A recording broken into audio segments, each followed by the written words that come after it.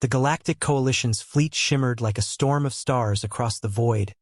Hundreds of dreadnoughts, ion cruisers, and Predator-class carriers arranged in an elegant arc above the Earth's atmosphere. It was a show of force unmatched in scale. To them, this wasn't just a blockade. It was a message. Submit or be obliterated. Admiral Threx of the Vorthani Imperium stood tall on the bridge of his flagship, Vengeance of Stars. His 6 crimson eyes narrowed at the blue-green orb below. "They will surrender," he muttered, talons clicking against the command console.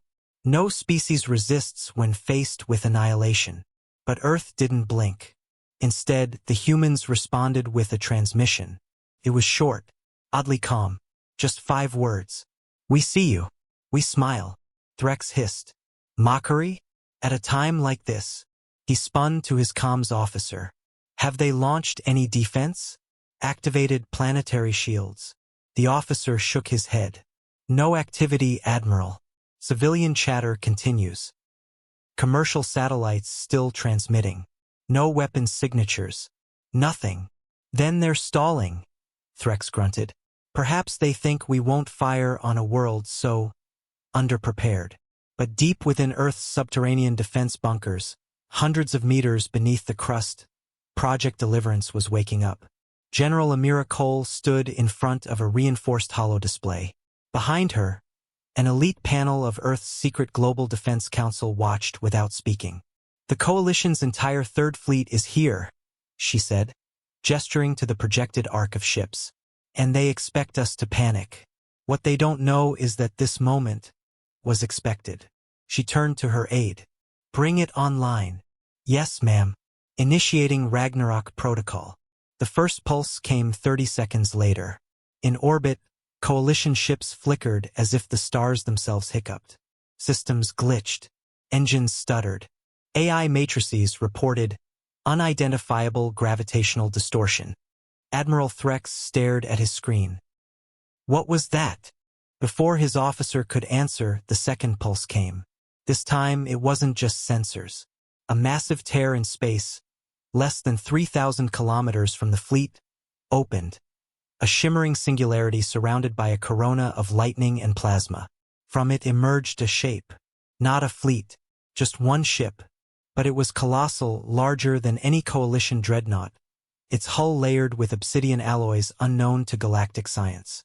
It had no visible weapons, no propulsion systems, no insignias. It moved not with thrust, but with intent, as if the void made way for it. Threx took a step back. "What? In the black stars? Is that?"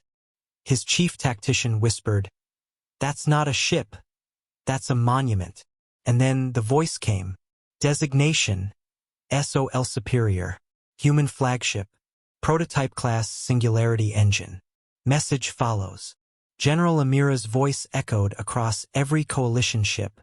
"You arrived with numbers. Fleet, we brought her." The flagship moved. It didn't fire. It didn't need to. With a low hum, space bent again. 3 Coalition cruisers crumpled like paper, imploded into points of nothingness. Time seemed to skip around the human ship's presence. Lasers fired by Coalition destroyers curved mid-flight, missing entirely. One Vorthani commander screamed, "It's distorting causality." Admiral Threx barked orders. "All ships, fall back positions. Fire everything." Beams of light, torpedoes, gravitational warheads. Everything launched. The result? Nothing touched the human ship. Each weapon either disappeared, bent away, or was simply absorbed by a ripple in space around the flagship. Then came Earth's second message. "Your weapons are impressive. Your numbers, overwhelming. But you made one fatal mistake. You underestimated what humanity becomes when cornered."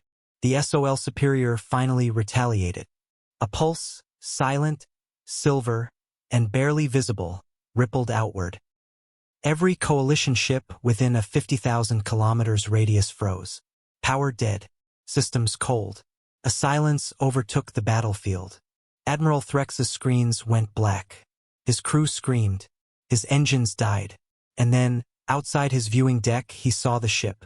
It was now just hovering,